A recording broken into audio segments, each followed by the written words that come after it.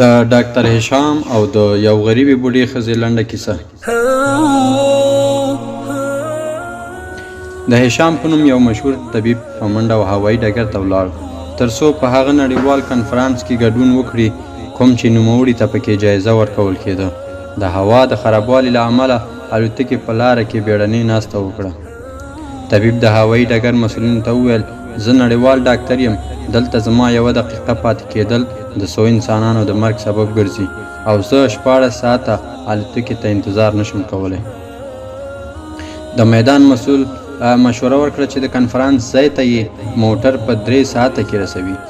هشام په موټر کې روان شو. په لاره کې د یو سخت باران له امله لاره ورکه کړه. د یو کوچني کور دروازه یې وټکوله. د ننوتلو اجازه ورکړل شوه. په کوټه کې یو بوډۍ د خپل ناروغ لمسي سر ته ناسته ده. ډاکټر د تلیفون غوښتنه ورځنې وکړ. بوډۍ ښځې ورته وویل دلته برېښنا نشته، ځان ته یو ګیلاس چای واچوه او آرام وکړه. ښځې لمونځ پیل کړ. اوږدې دعاګانې یې کولې. بیا یې ډاکټر ته مخ واړوه او ویې ویل الله جل جلاله مې ټولې دعاوې قبولې کړي، خو یوه دعا مې لا تر اوسه نه ده قبوله شوې. هشام ورته وویل کومه دعا؟ بوډۍ وویل دا یتیم ماشوم سخت ناروغ دی. ټولو ډاکټرانو ځواب راکړی، وایي د دې علاج یوازې د هشام په نوم یو تکړه ډاکټر کولی شي، خو هغه ډېر لرې دی، زموږ غریبانو لاس نه وررسیږي. الله جل جلاله ته مې دعا وکړه چې کار راته اسانه کړي.